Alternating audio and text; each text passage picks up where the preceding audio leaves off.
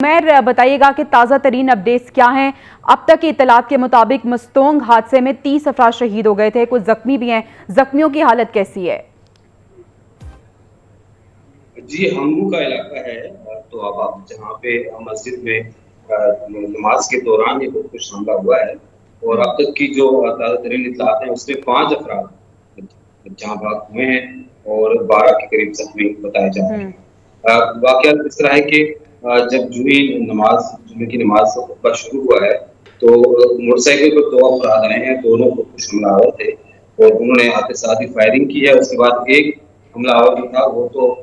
Police کی firing سے مارا گیا، جبکہ دوسرا حملہ آور جو ہے وہ اس دوران مسجد کے اندر داخل ہوا ہے۔ لیکن خوش قسمتی سے عمیر جو آپ کی آواز ہم تک ٹھیک نہیں آ رہی ہے۔ ہمارے ساتھ افتخار فردوس صاحب بھی موجود ہیں،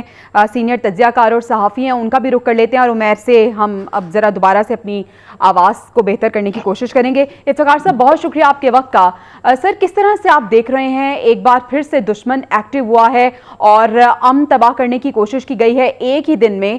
2 دہشت گردی کے واقعات ہو جانا، اور آج کے دن اس ٹائمنگ کو کس طرح سے دیکھ رہے ہیں آپ؟ دیکھیں تقریباً آج کے دن کا اگر ہم حساب لگا لیں تقریباً 4 ایسے واقعات ہوئے ہیں جس میں یا سیکیورٹی فورسز کو یا معصوم لوگوں کو جو ہے وہ ٹارگٹ کیا گیا ہے۔ جیسے آپ نے بزدار کے حوالے سے بتایا کہ 52 افراد کی شہادت جو ہے وہاں کے ڈی ایچ او نے کنفرم کی۔ اسی طرح ہنگو کے اندر عمیر بتا رہے تھے ان کی کال جو ہے وہ ڈسٹارشن تھی اس میں کہ مسجد کے اندر آلموسٹ 2 سوسائڈ اٹیکرز نے سوسائڈ کرنے کی جو ہے وہ کوشش کی، ایک کو گیٹ پہ مار دیا گیا، دوسرا مسجد میں داخل ہونے میں کامیاب ہو گیا، لیکن چونکہ فائرنگ کا تبادلہ تھا اور اس کو کچھ ریزسٹنس ملی پولیس کی وجہ سے، تو اس وجہ سے لوگ جو ہے وہ متنفر ہو گئے اور وہاں سے بھاگنے میں کامیاب ہو گئے۔ تو کیجولٹیز کی تعداد جو ہے وہ کافی کم تھی، ورنہ اس میں بھی اسی طرح بلوچستان کے اندر جو سیناریو بن گیا ہے اسی طرح کام ہوتا۔ تو جیسے آپ نے خود ہی اس بات کا ذکر جو ہے وہ کیا ہے کہ یہ ایک کنٹینیوس جنگ ہے جو پاکستان کو جو ہے وہ جیتنی ہے۔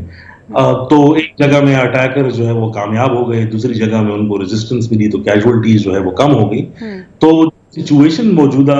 نکل کے آ رہی ہے پاکستان میں اور خصوصی بارڈر کے علاقے میں، کیونکہ آبویسلی پرابلم ہمارے ہاں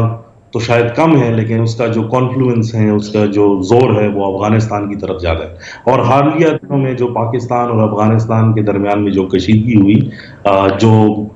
چترال کا واقعہ جو ہے وہ ماضی قریب میں ہے، اتنا دور کہ جب یہ ایسا اٹیک ہوا اس کے بعد جو ڈپلومیٹک لیول پر جو باتیں کی گئی، بارڈر بند کیا گیا، کچھ پریشر تو کچھ 2-3 دن 4 دن تک کچھ آرام جو ہے وہ ہوا، اس کے بعد یہ واقعات دوبارہ رونما ہوں گے۔ اور میرے خیال میں ایک 2 ٹوک پالیسی کے ذریعے افغانستان کے ساتھ جو ہمارے تعلقات ہیں اس کی ایک ریویو سیکیورٹی کے تناظر میں بہت زیادہ ضروری ہے، کیونکہ جو کرنٹلی جو سرکمسٹانسز بن کے آ رہی ہیں پرٹیکولرلی مستونگ میں، وہاں پر ہم دیکھ رہے ہیں کہ کچھ عالمی تنظیمیں، کیونکہ لوکل کے یہاں کے جو طالبان ہیں، جو پاکستانی طالبان آپ کو بتاتے ہیں اپنے آپ کو، انہوں نے تو ڈینائل ایشو کر دیا کہ ہم نے اس میں ہماری انوالومنٹ نہیں ہے۔ لیکن عالمی طاقتیں جو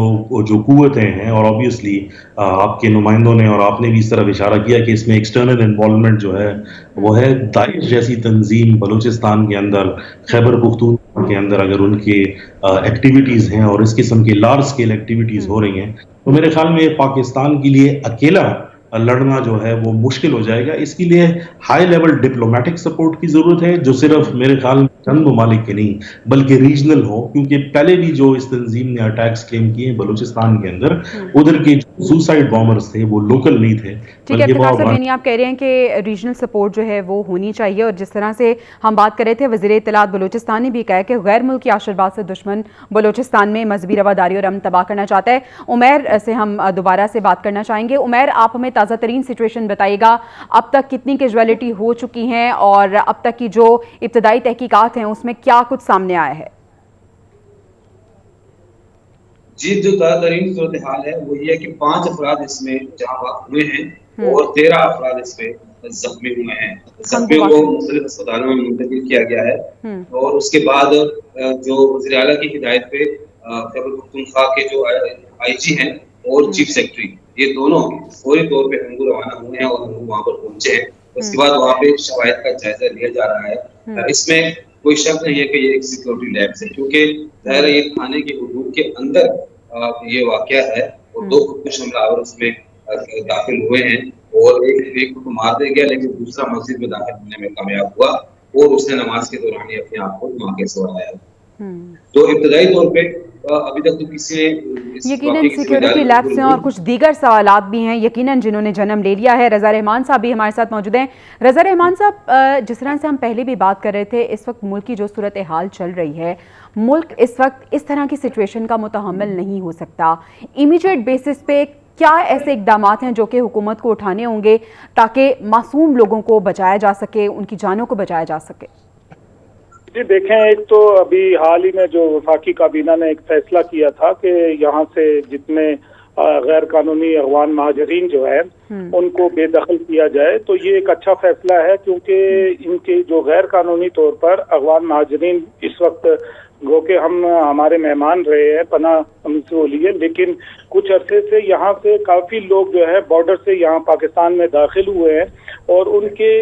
اس قسم کی دہشت گردی کے واقعات میں ان کے ملوث ہونے کے بھی شواہد ملے ہیں۔ تو یہ ایک وفاقی کابینہ نے حال ہی میں جو فیصلہ کیا ہے، اس پہ جلد سے جلد عمل درآمد کیا جائے تو یقیناً جو ہے پاکستان میں استحکام آئے گا، اور اسی طرح دیگر جو بارڈر کی ہے اس کی بندش ہونی چاہیے، اور ساتھ ہی ساتھ جو ہے ایسے آپریشن ہونے چاہیے کہ جو دہشت گرد یا اس قسم کے لوگ جو ہے جو مذہبی منافرت بھی پھیلا رہے ہیں یا دوسرے اس میں ملوث ہیں، ان کے خلاف جو ہے آپریشنز ہونے چاہیے۔ اور ساتھ ہی ساتھ یہ بھی میں آپ کو تھوڑا سا وہ کہوں کہ آج کے دن جو ہے وہ صرف یہ 2 واقعات ہنگو کا یا بالکل ایسے یہ 4 جوان بھی شہید ہو گئے ہیں۔ بلوچستان میں ایک اور بھی یوگ میں ہوا ہے جہاں پاک فوج کے قافلے پر حملہ کیا گیا، جس میں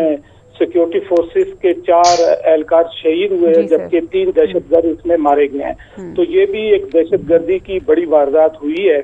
اور میں سمجھتا ہوں یہ بھی واقعہ افسوسناک واقعہ ہے کہ پاک فوج کے قافلے کے اوپر یا سیکیورٹی فورسز پر حملہ کیا گیا ہے۔ تو یہ جو ہے ان سب کے تانے بانے جو ہیں وہ اسی ایک اس پہ ملتے ہیں کہ پاکستان میں جو سیاسی عدم استحکام ہے۔ ٹھیک ہے، اور آپ درست فرما رہے ہیں کہ پاکستان کو اپنا اسٹرانگ سٹینس سامنے رکھنا چاہیے۔ افتخار فردوس صاحب، آپ کو کیا لگتا ہے، جس طرح سے ابھی ہم بات کر رہے تھے کہ 2 دہشت گردی کے یہ واقعات اور پھر افغانستان کی جانب سے جو دراندازی کی گئی، 4 جوان بھی وطن پہ قربان ہو گئے ہیں، کیا تدارک کے لیے حکومت کو کرنا چاہیے اور کیا اسٹریٹجی ہونی چاہیے؟ دیکھیں، میں نے آپ کو پہلے بھی کہا کہ یہ لوکل مسئلہ نہیں ہے، کیونکہ آبویسلی اس میں دوسرے ممالک انوالوڈ ہیں، تو آبویسلی ایک ڈپلومیٹک لیول اس کا ہونا چاہیے۔ لیکن اس سے امپورٹنٹ جو جس بات کی طرف جو ہے یہ ساری دہشت گردی جا رہی ہے، وہ چونکہ آبویسلی سب کو پتا ہے کہ جب تک پولیٹیکل سیٹلمنٹ نہیں ہوتی اس ملک کی تو مسائل جو ہے نکالنا مشکل ہے۔ جنوری کے اینڈ میں الیکشن کا اعلان ہونا اور پھر پولیٹیکل کینڈیڈیٹس کا اٹیک ہونا، JUIF کو ہم نے دیکھا، JI کو دیکھا، اس کے بعد خیبر پختونخوا کے علاقے، بلوچستان کے علاقے ہم نے دیکھا کہ PMLN کی لیڈرشپ کو بھی جو ہے وہ ٹارگٹ کیا گیا، کراچی کے اندر PPP کے لیڈرشپ کو بھی جو ہے لوکل لیڈرشپ کو ٹارگٹ کیا گیا۔ تو اگر یہ ٹرینڈ یوں ہی بڑھتا رہا تو سیاسی استحکام وہ مزید بڑھے گا، اور اس کے لیے سب سے امپورٹنٹ پارٹ جو ہے وہ یہ ہے کہ میرے خیال میں کچھ سیکیورٹی میجرز ایسے لینے پڑیں گے جو پہلے نہیں لیے گئے، اور 2014 کی جب میں بات یاد کرتا ہوں تو نیشنل ایکشن پلان کے نیچے جو اسٹرنجنٹ لیے گئے تھے، میرے خیال میں اس کو دوبارہ ریوائیو کرنے کی ضرورت جو ہے وہ پڑے گی، کیونکہ اگر یہی سچویشن بڑھتی رہی اور مزید ایسکیلیشن کی تو میرے خیال میں بہت ساری ایسی چیزیں جو اکنامکلی اس ملک کو سپورٹ کرنے کے لیے جو ہے وہ شروع کی گئی۔ ٹھیک ہے افتخار صاحب، اور جس طرح سے آپ کہہ رہے ہیں کہ ہمیں ایک تو اپنی فارن پالیسی کو مضبوط کرنا ہوگا اور اس کے ساتھ ساتھ ہمیں نہ صرف اسٹریٹجیز کو بنانا ہوگا بلکہ اب وقت آ گیا ہے کہ اس کو امپلیمنٹ بھی کیا جائے۔ بہت شکریہ افتخار فردوس صاحب، رضا رحمان صاحب اور عمیر یاسر ہمارے ساتھ موجود تھے۔